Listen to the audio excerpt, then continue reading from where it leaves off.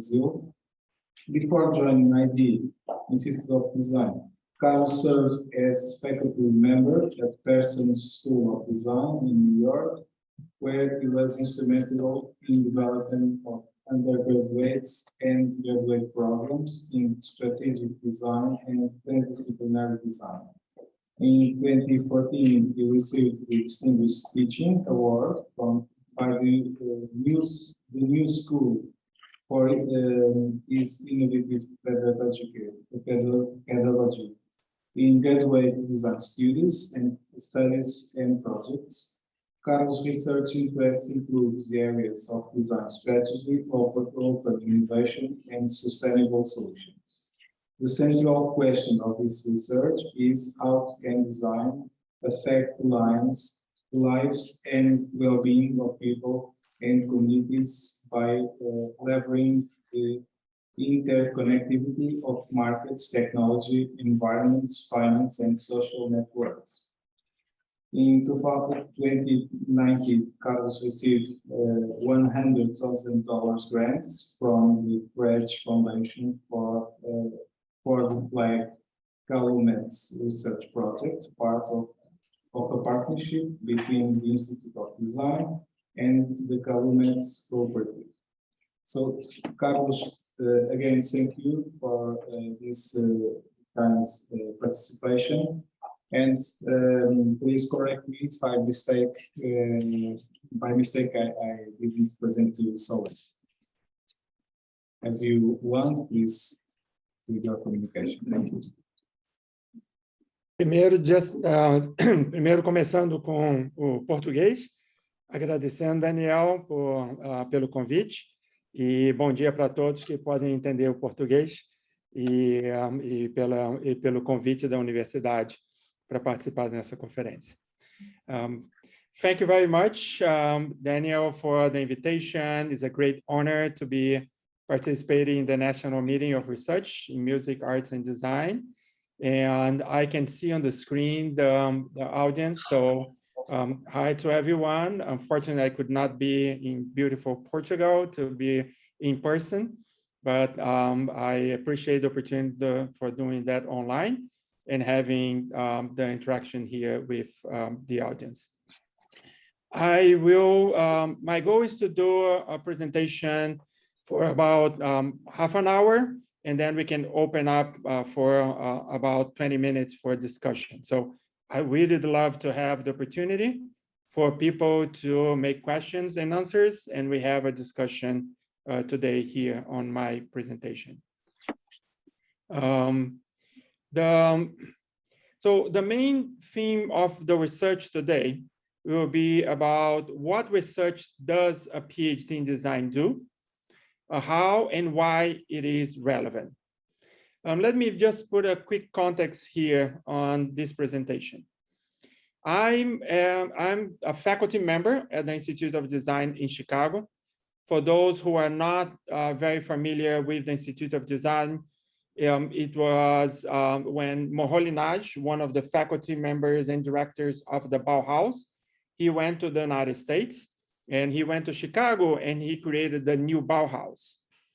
So the new Bauhaus was founded in Chicago in 1937, and the Institute of Design was renamed after the new Bauhaus. So we have a long tradition. We're going to be celebrating our 85th anniversary this year. And so we have a long history attached to the Bauhaus, to Europe, and to the history of design. Just to contextualize the Institute of Design. I'm a faculty member at the Institute of Design, and I'm also the director of the PhD program. The PhD program in the Institute of Design was the first one in the United States, created in 1993. So we're going to be celebrating 30 years next year. And I'm also the director of the Action Labs. I'm going to explain the details of that and what that means. So I just want to put the context that the question that I have here in the screen and what I will be discussing is based Ainda não on estás toda vez, Joana, mas ainda tenho que ir fazer uma dessas coisas. Eu só está despachado. Vai. Vamos para esta conferência. I'm just seeing sound coming across.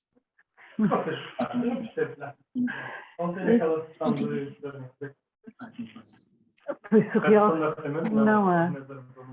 Com aquela senhora.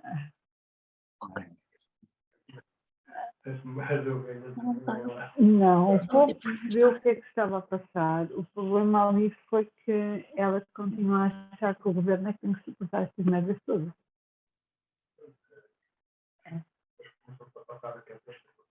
Pois. Mas não era só com o governo, era com os jovens.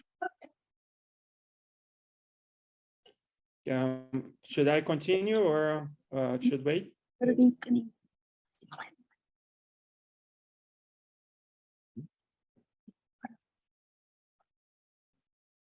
Yes, please, Carlos. Thank you. So, as I was saying, my discussion today, my communication and discussion today will be based on my role and my experience as the PhD, as the director of the PhD program, as also the director of the Action Labs at the Institute of Design, and my years of experience doing research and advising PhD students. So keep that in mind, and let me unpack my answers to that question. So my first point that I want to present is that we can think about different types of PhD research in design. One of them could be a theoretical problem, or we can also deal with practical problems. So an example of a theoretical problem, as you can see here in the screen, I just highlighted one that I find very interesting that relates to design. That could be an entire area of work and research. This is a new book that I think it's a very interesting one, but very theoretical, which is The Government of Things, Foucault and the New Materialism. This is Thomas Lenke, and just to give an example, on page 18, I got an excerpt that reads as, it shares the interest in conceptualizing matter and the focus of the interplay of epistemological, ontological, political, and ethical issues, and insists on the limits of anthropocentric models of thought.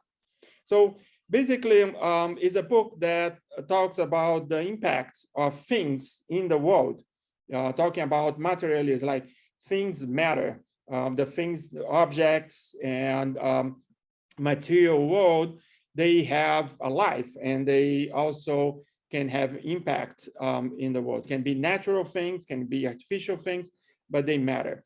And discussing the limits of thinking the world from just a human point of view, and trying to expand that from a very expandable way, and think about that things, they also has a major role in understanding the world. So that's a very interesting, I highly recommend the book, but it's a good example of if anyone would like to do a more research in design that really thinks about design. And design is an area of investigation and theoretical and conceptualization. The other one is what I would call practical problems. And this is an example of one PhD dissertation at the Institute of Design. This is in 2000, one of the first PhD dissertations. And this is Jay Malikan graduate dissertation. And he made, his topic was how design teams apply research data in creative problem solving. Apply user research data, sorry. This is 2000, so keep in mind that this was, now we are talking about human-centered design, and everybody get very used and comfortable with this idea. But this is 2000, where the concept of human-centered design was just emerging. And Jay Malikan was doing this research, exploring the notion that if we do user research and collect the data, how can we bring that into the creative problem solving? So how can we humanize the creative process by looking not only at the object, but looking at the object in context and interaction with people? So the blurb here is, this research was conducted to help move the design community toward a description of design, problem-solving activity that accounts for the productive contributions of user research data.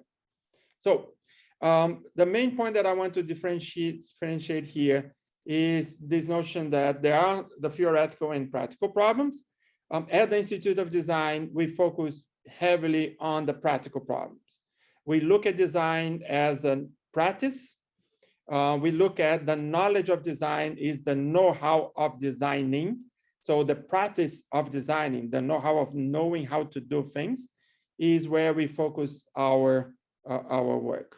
So that brings us to the notion that whenever we are doing research, is to be able to advance the practice of designing, advancing the know-how of design.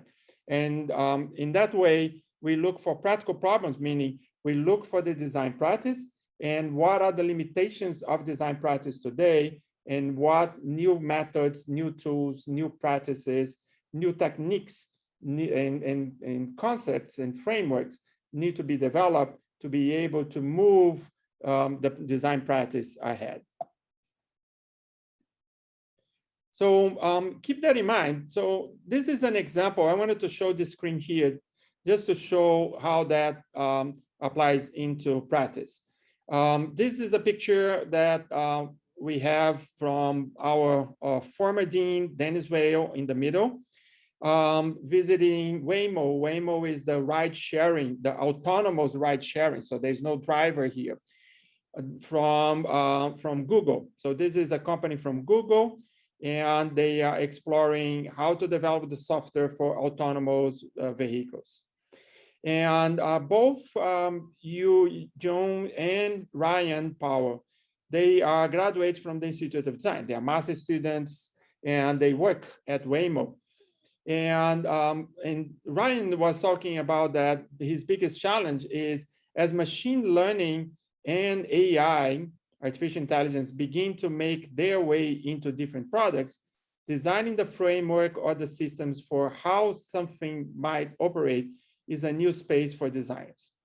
So that's an example of someone that has a master's degree, both of them having a master's degree in design, have about 20 to 25 years of working experience, dealing with very complex problems or creating the next generation of products and services around mobility.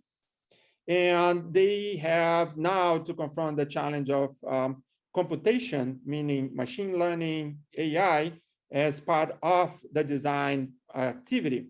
So very similar to what Jay Malikan was doing several years ago when he was trying to incorporate the user experience into the design process. Here's an example of, we are now trying to incorporate new technologies and computation into the design process. So that's an example of a practical problem that designers today working in the industry, working professionally, are facing. And we need to develop new tools, new methods, new ways of understanding how to design products that incorporate new capabilities. So two recent examples that I have from my students. You can see one is with a focus on sustainability. So I had one student, André Nogueira, also from Brazil, that developed a research on sustainable solutions in complex space of innovation. His main question was, how might designers embed principles of sustainability in choice-making processes of innovation? His main point is that when designers are working on innovation projects, they are having a hard time and difficulty on incorporating principles of sustainability in their practice.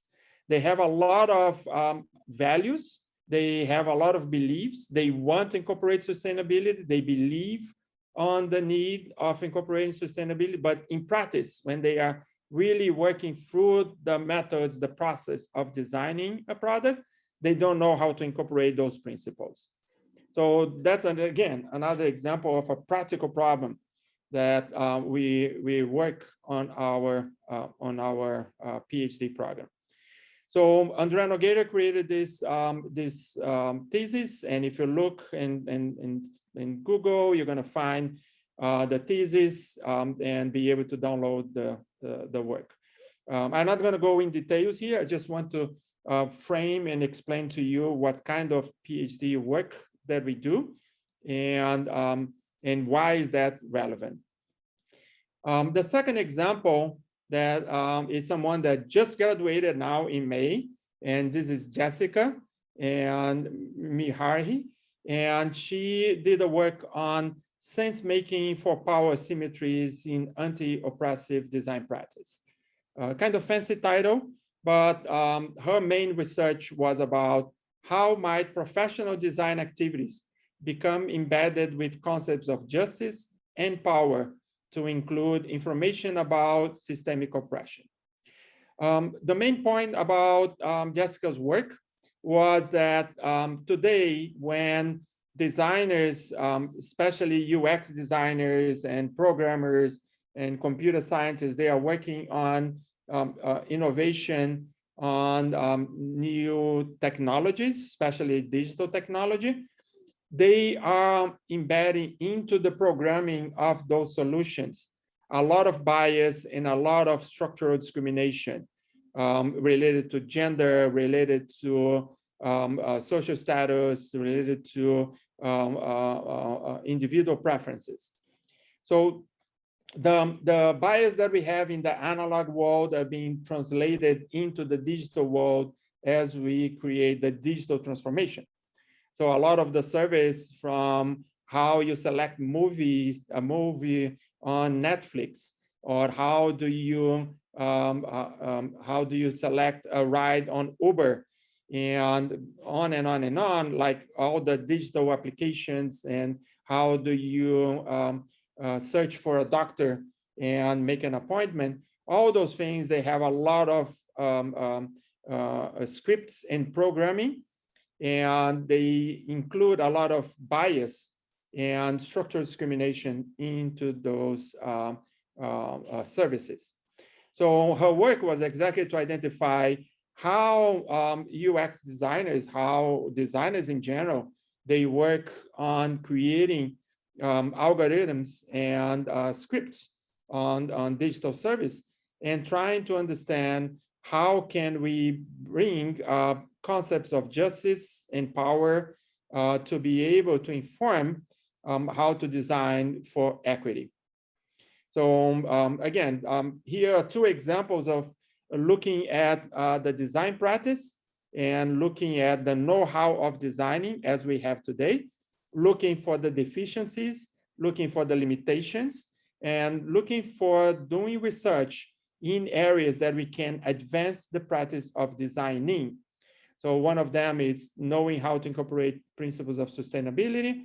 Another one is how to incorporate principles of equity. So those are two recent work. As I said, they are available for download, and they are in our archives.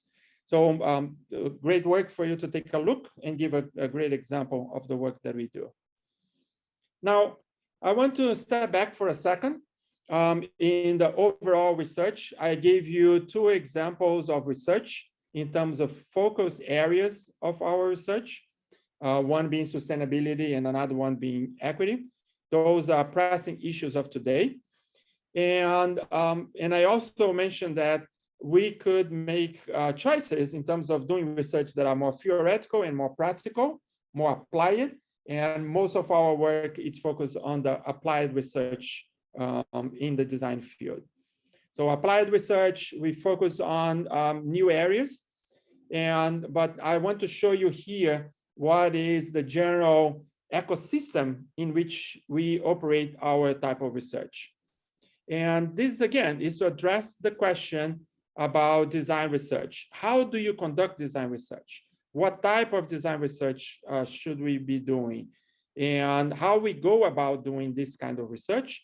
Why is that relevant? Why that matters? So I'm trying to, again, give examples, very concrete examples to help answer that kind of question. So the matrix that you see here is a matrix that combines two parts of our of research that we do at the Institute of Design. One of them is the PhD program. So here on this side, you can see that the research, it's based on the areas of expertise of our faculty. So for example, my area of expertise is design strategy, but I can see, for example, Ruth Smith, one of the faculty members, her expertise on behavior design. So the horizontal lines that you see there, they are the areas of expertise of the faculty. So we have faculty with specific areas of expertise, and each one of them working deeply on that area. So when PhD students come to the Institute of Design, they basically are aligned with a faculty, but they also work with other faculty. So kind of they have a committee and they integrate different areas of research. So trying to advance the practice of design by combining, for example, design strategy with sustainability. So I work with Wesley to be able to integrate those two areas. On the verticals, what you see here on the verticals is in the PhD program, you have like PhD students. So they are the ones that integrate different areas of knowledge by working with different faculty. We also work with corporations. We work very close with industries. We have a program called a PhD corporate partnerships. So people can work in the company, they can collaborate with us and develop research while working in the company. And this allows us to work very close with the practical problems that industry and professionals are facing and develop new knowledge on the know-how of designing. And then there's this, the Action Lab. And this part here of the Action Lab is something that we do to create projects of what we call entrepreneurial ecosystems. Entrepreneurial ecosystem is like group of institutions that come together to be able to collaborate on big, large systemic challenges. The point here about collaborating with organizations is that the type of challenge that we have on equity, climate change, and social injustice, and many other type of challenges, they are challenges that cannot be solved by a individual or by a solution. It needs to be something that is created at the system level. And that requires multiple organizations to work together and collaborate and create systems of solutions, product, services, policies, and platforms that allows us to innovate systematically on several issues. The Action Labs are a series of labs that we have in the Institute of Design that allows us to create entrepreneurial ecosystems working on specific domains. So what you see here on the verticals is, for example, the vertical of health, food, energy, and mobility. I could add others such as finance, housing. So I could expand the domains, and we intend to do that. The main pressing ones that we are working today, they are on health, on food, energy, and mobility. So here you can see a matrix where we have deep expertise of design in certain areas with PhD students in collaboration with corporations. So we have behavior design, design futures, tech entrepreneurship, sustainability management, and design strategy. And we integrate that knowledge and we apply that knowledge in issues of health, food, energy, and mobility. So those are discrete projects of entrepreneurial ecosystems that we apply and explore those design practice. So the action labs is the lab for experimenting with those new practices. So PhD research try to do the advanced research and develop new methods, new practices, and the action labs is the place where we can experiment and test those practices in complex challenge. Yeah. So this is the matrix that we have created, and that's how we operate in research. What I wanted to show is that PhD research doesn't happen alone, doesn't happen in isolation. It's not about a single PhD student doing the isolated work. The work is something that is done in cooperation with the faculty, with industry partners, and very applied into specific domains. We are not specialists on any of those areas of health, food, and energy. We are specialists on the horizontals: behavior design, sustainability, design strategy, and so forth. Just wanted to make that clear that we are agnostic to the domains, but we can be relevant and apply it to many types of domains.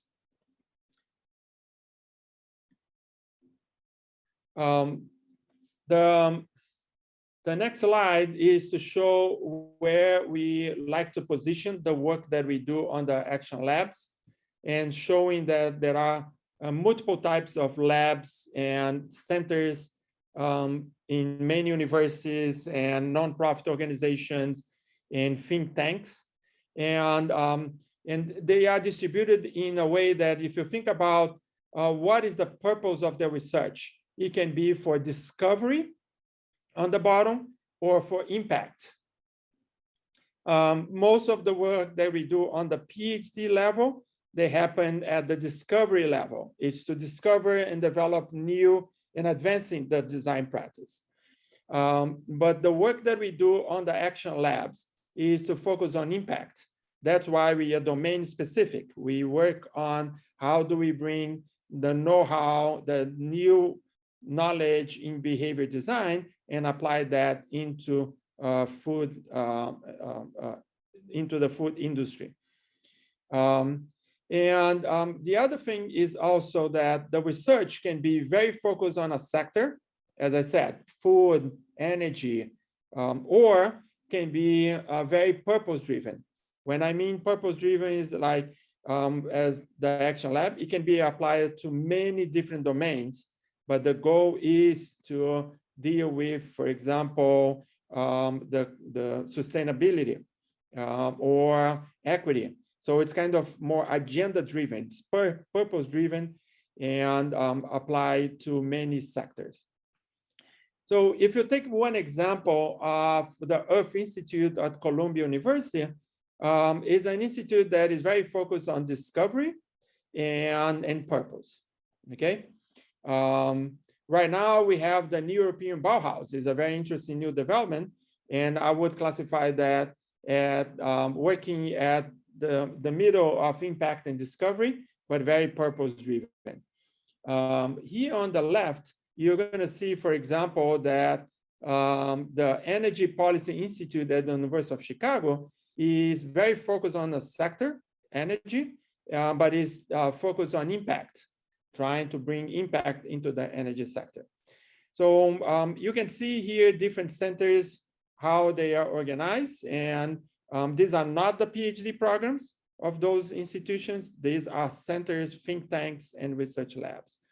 And the way that we are positioning the Action Lab, which is a new development that we have created at the Institute of Design, is to be able to create the matrix that I was mentioning, be able to do discovery in the design field that is purpose-oriented, but also do impact and applying those discoveries into specific, purpose in multiple domains.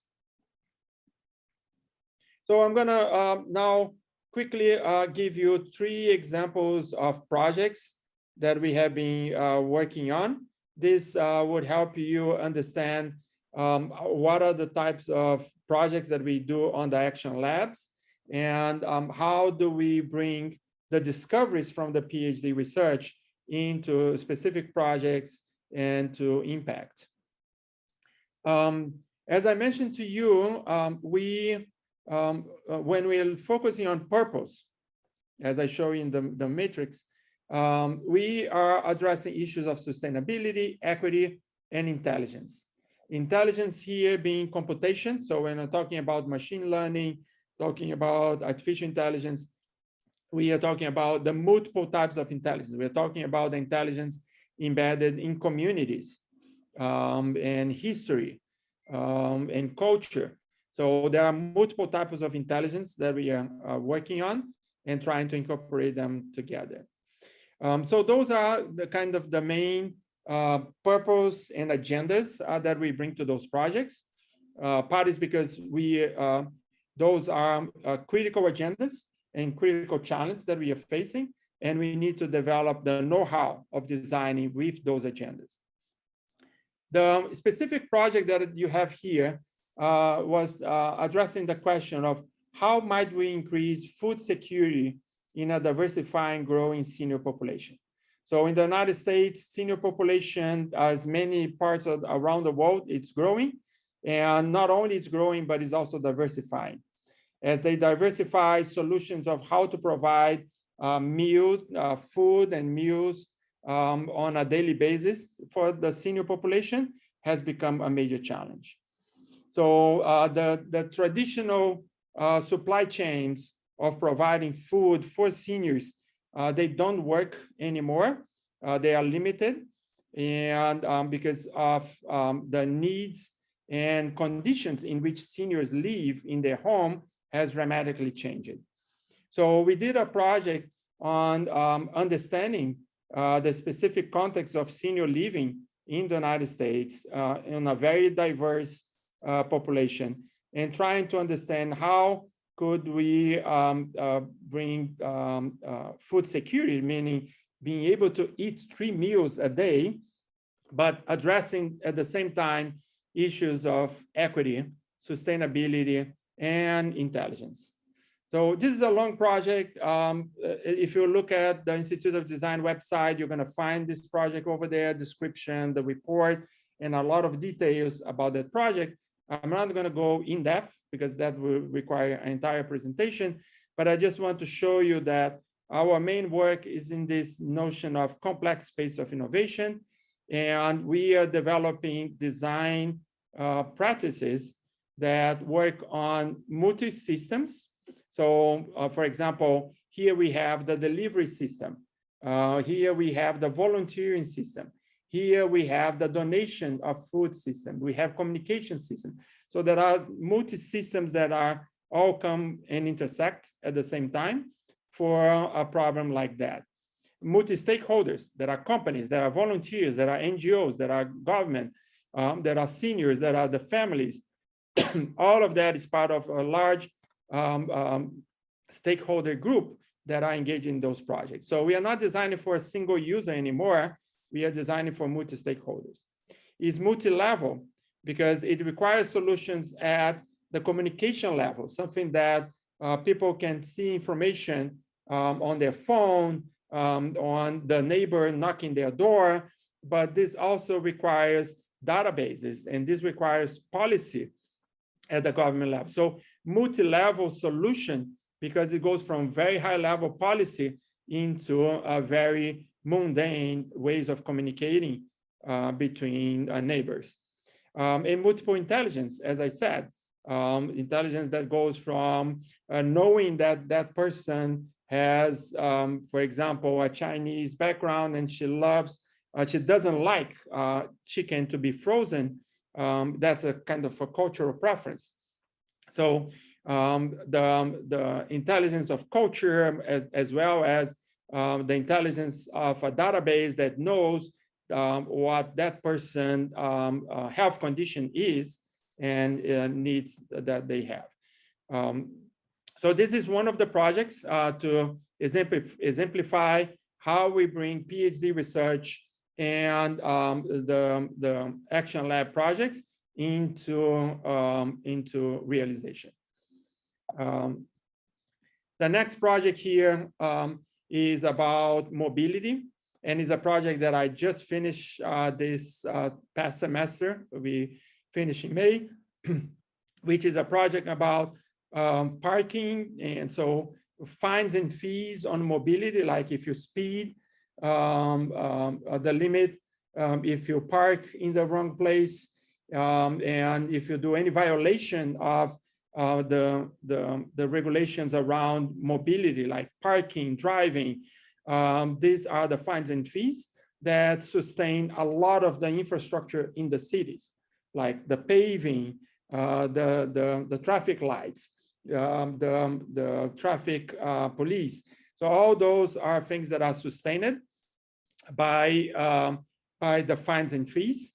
So there is this kind of entire cycle of being able to collect fines and fees to be able to sustain the system that manage mobility in the city.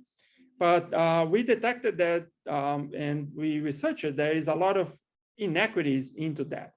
The traffic lights are put in certain neighborhoods. So there are neighborhoods that pay much more than others, and some neighborhoods get more benefits from the fines and fees.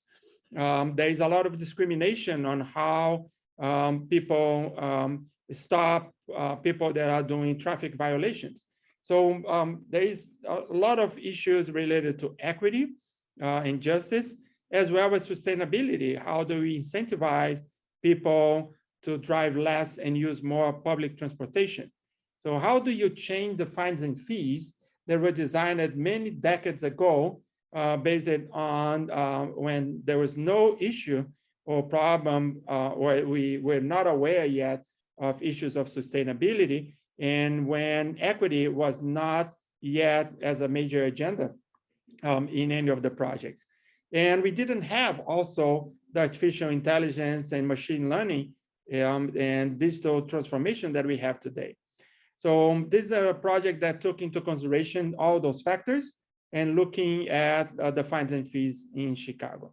So this is a project on mobility that involved this, design strategy, involved design futures, involved behavior design, anti-racist design, and many other areas that we are working on. And the last slide is to show one more project. Sorry.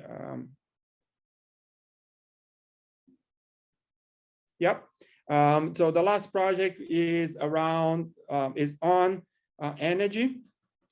So this project, the main question was how rewriting today's choices around electric grids shape tomorrow's community. The basic work that we did here was on the notion that today energy is based on the notion of mass production and mass consumption of energy that is not renewable. So you have energy that is coal or oil and petroleum that is not renewable, is extracted. Then you have those power plants that produce energy and distribute to the house. So houses and individuals and families living in their houses, they are consumers of energy. So they are basic consumers. So there is mass production and mass consumption. So energy is treated as such. Now, with microgrids, so microgrids are energy grids that are local, and they are based on the production of energy through renewables. So for clean and renewable energy. So for example, solar power is a renewable and clean energy, and can source a microgrid, a local grid that produces energy at a neighborhood. And that microgrid is dependable on solar panels distributed on the rooftops of all the buildings. So there is a change, dramatic change here on the way that we produce and consume energy. Now we are talking about every house being able to be a producer of energy and a producer of clean energy. So now I'm a small business. If I have a house and I can put a solar panel, I can be someone that is sourcing energy, and I'm a small business. So instead of being a consumer of energy, I'm a small business owner that is now producing, that has a business of selling energy into the grid.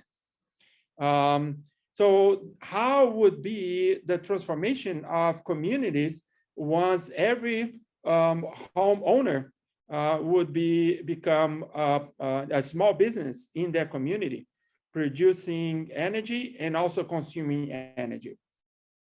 So we look at this type of change and transformation, and again, what are the kind of design methods that we need to be able to do something like that?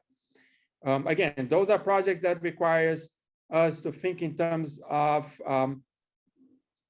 just a second here, in terms of multi-systems, multi-stakeholders, multi-levels, and multi-intelligence. So I'm going to conclude here, going back to the main slide of the matrix, and open for discussion. But what I want to say is that in conclusion, this is the type of program that we have for research at the Institute of Design. So this is how we conduct research in design. It's focused on practical problems that try to advance the know-how of designing. And for that, we have the PhD program focused on discovery of new methods, new practice for design, and the action labs as the experimental part of developing projects and focusing on very specific domains to test the viability and application of these new discoveries to be able to have impact. So I'm going to stop here, and I can see on the screen the audience, and hopefully there will be questions and open for discussion now. Daniel? Yes, thank you.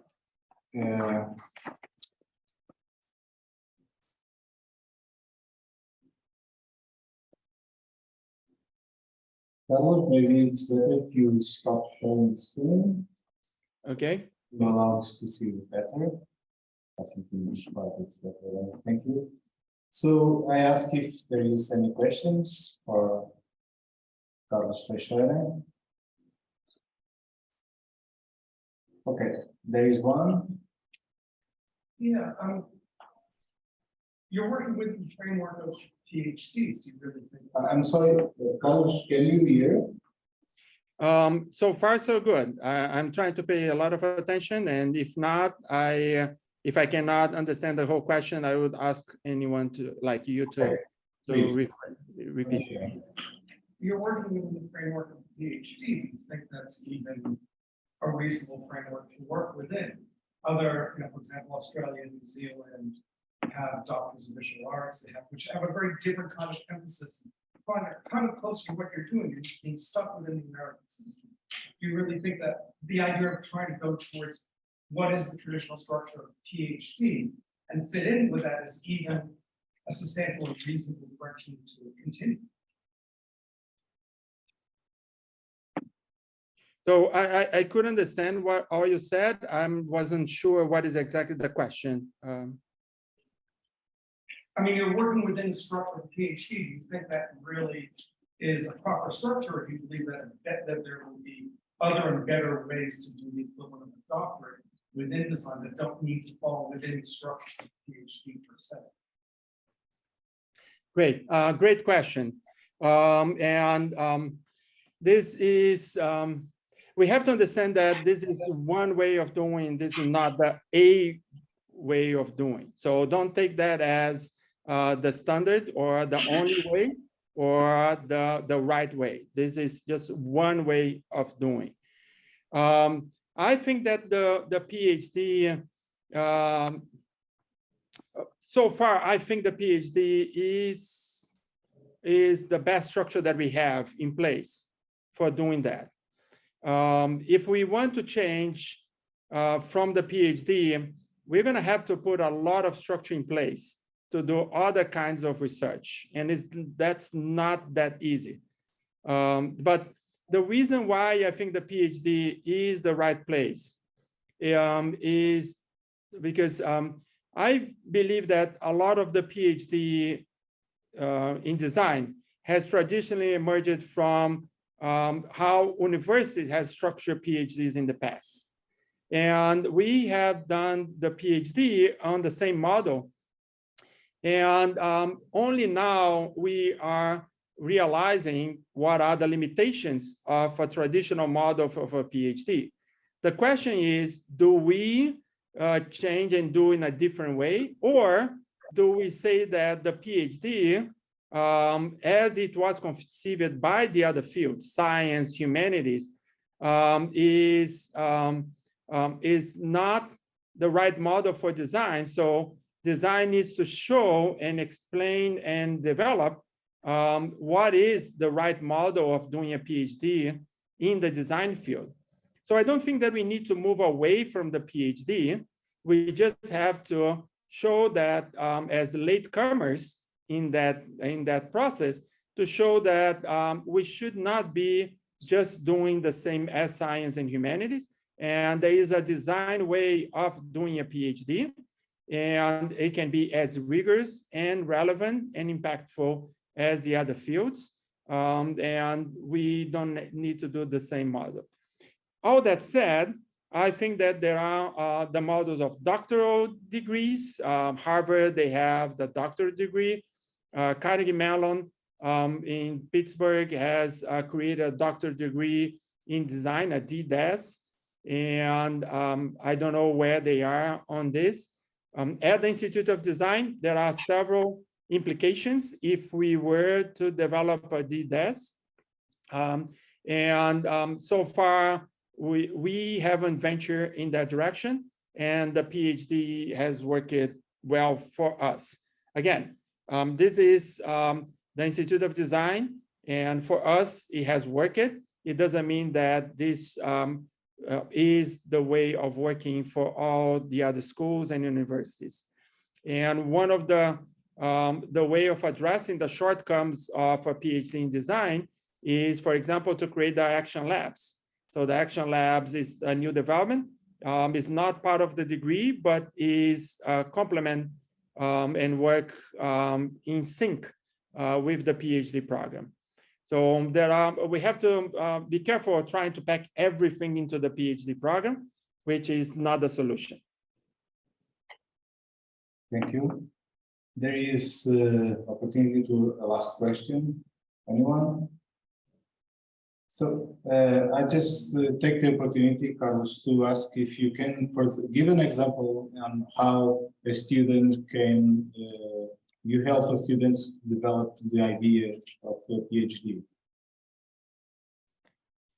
Great. So let me give you a little bit of context on that.